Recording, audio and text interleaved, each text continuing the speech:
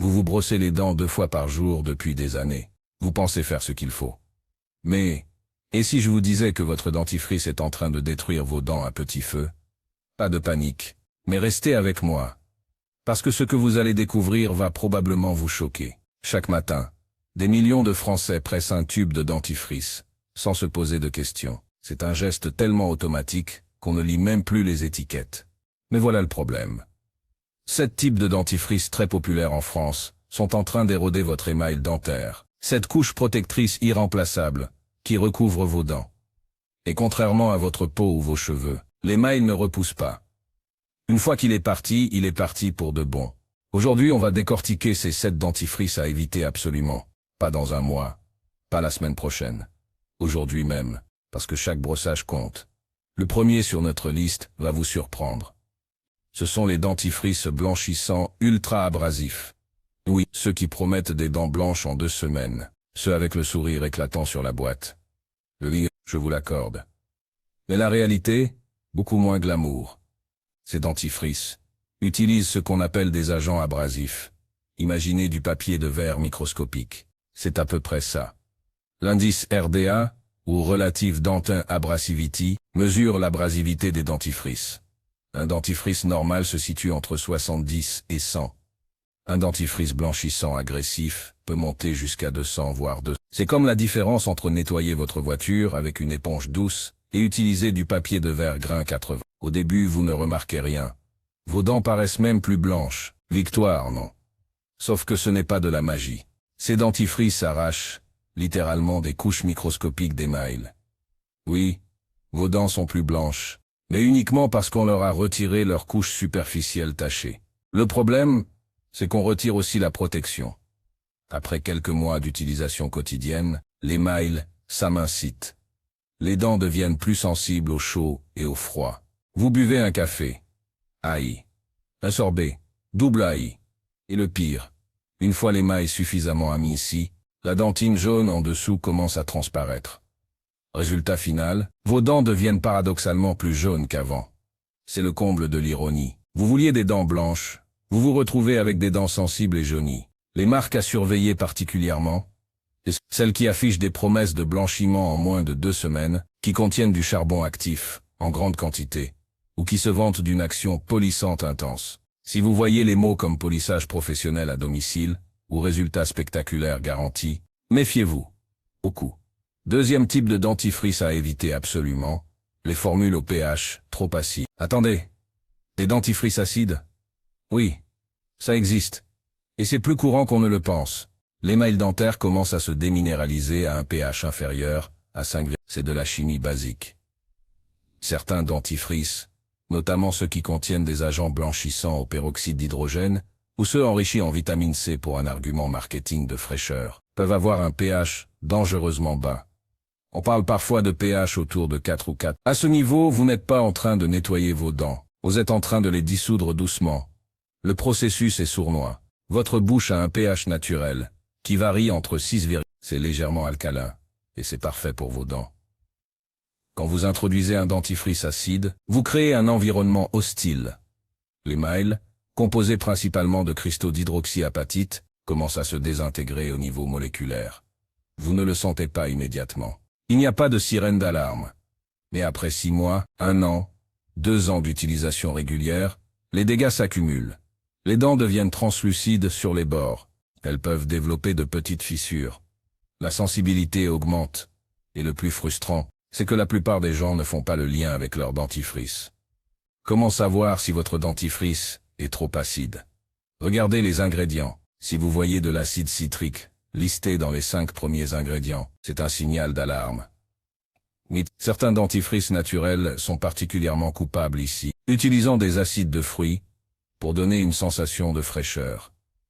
L'intention peut être bonne, mais le résultat sur vos dents ne l'est pas. Passons maintenant au 3e coupable. Et celui-là va faire mal. Les dentifrices sans fluor commercialisés comme naturels ou bio. Attendez avant de sauter au plafond. Je ne dis pas que tous les produits naturels sont mauvais. Je dis que le fluor n'est pas votre ennemi. Le fluor a été diabolisé ces dernières années. Internet regorge d'articles alarmistes. Mais voici la réalité scientifique brute. Le fluor renforce l'émail en créant une structure plus résistante aux acides, la fluorapatite. Sans fluor, vos dents sont comme une forteresse sans mur défensif. Les dentifrices sans fluor peuvent nettoyer vos dents certes, mais ils ne les protègent pas. C'est comme porter un imperméable sans couche imperméable. Vous avez l'impression de faire quelque chose, mais techniquement vous n'êtes pas protégé.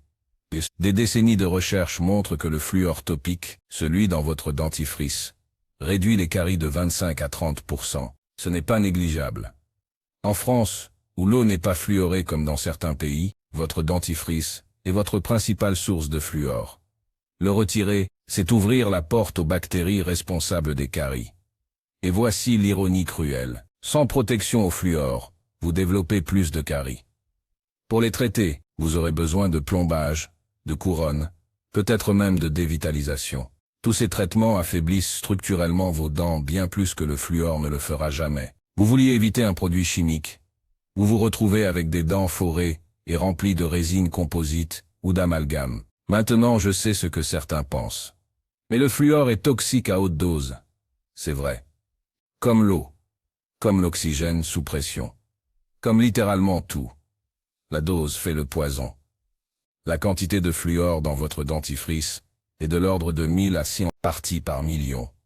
C'est microscopique et parfaitement sûr pour un usage topique. Quatrième danger sur notre liste, les dentifrices chargés en bicarbonate de soude, comme ingrédient principal. Encore une fois, tout est question de dosage et de formulation. Le bicarbonate de soude a une excellente réputation.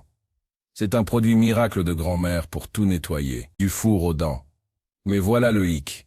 Le bicarbonate pur ou en concentration élevée est trop abrasif pour un usage quotidien sur vos dents. Certains dentifrices artisanaux ou faits maison contiennent des concentrations dangereusement élevées de bicarbonate.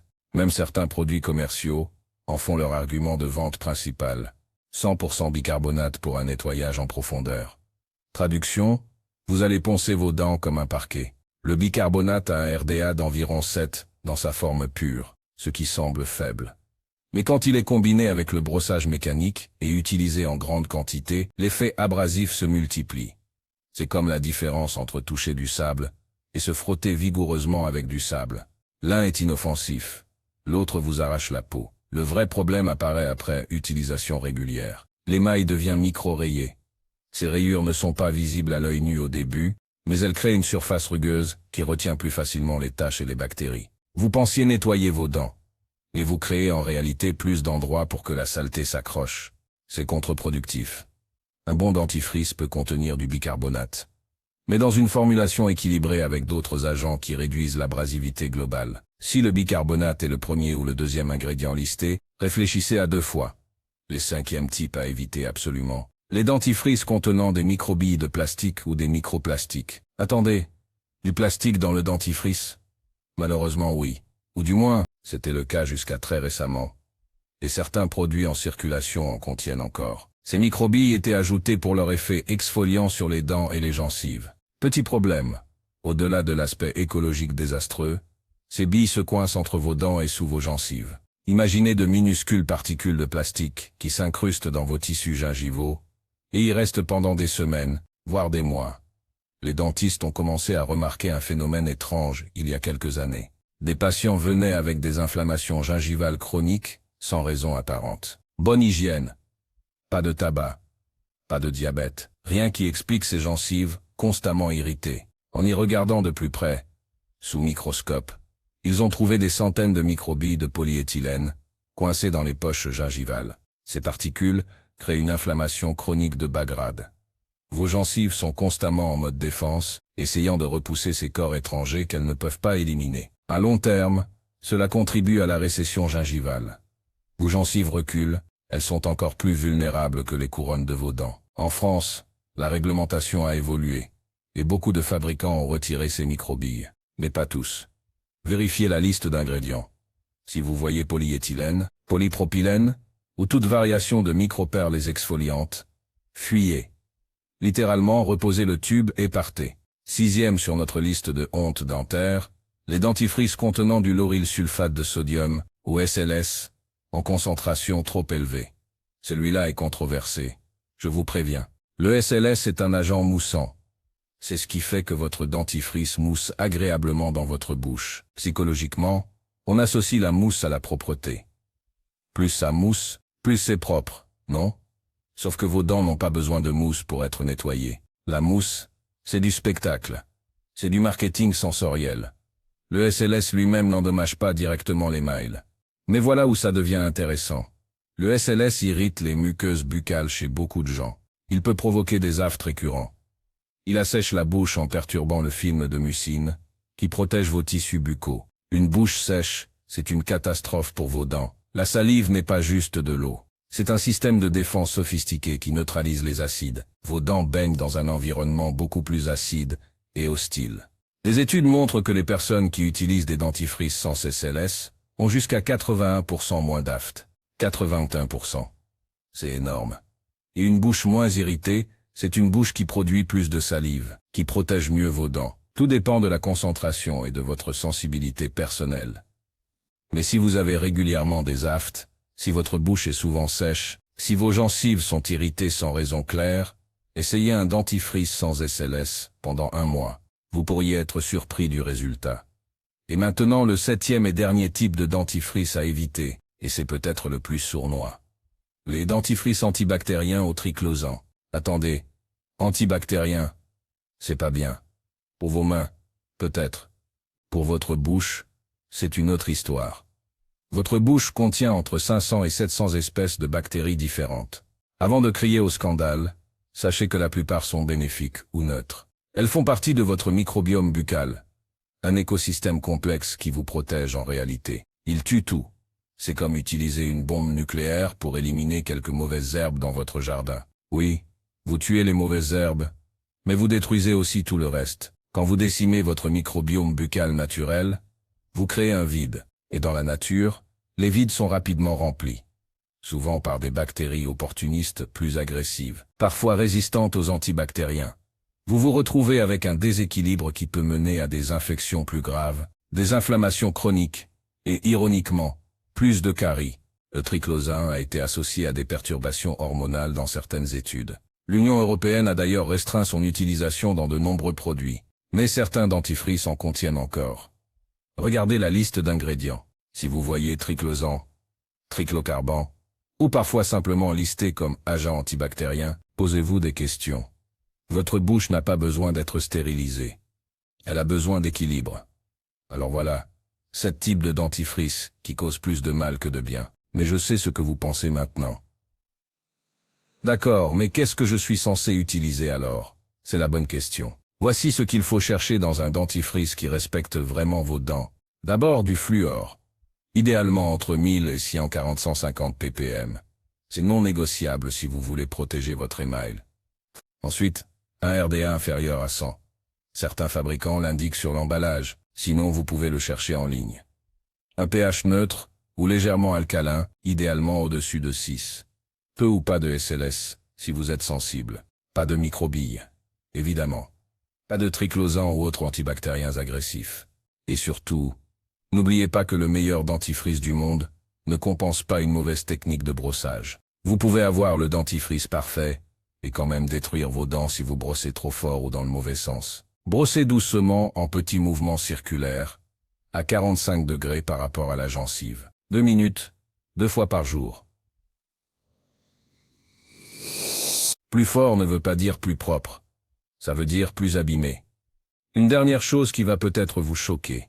Vous utilisez probablement trop de dentifrice. La pub vous montre une belle noisette qui recouvre toute la brosse. C'est du marketing. Vous n'avez besoin que d'une quantité de la taille d'un petit pois. Vraiment. C'est largement suffisant. Le reste, c'est du gaspillage qui finit dans votre évier. Ou pire, que vous avalez. Et parlant d'avaler, rincez moins après le brossage. Je sais, ça semble contre-intuitif. Mais rincer abondamment élimine tout le fluor bénéfique. Crachez l'excès de dentifrice. Mais ne rincez pas comme si vous essayiez d'éliminer du poison. Laissez une fine pellicule de dentifrice sur vos dents. C'est là que le fluor fait son meilleur travail, dans les heures qui suivent le brossage.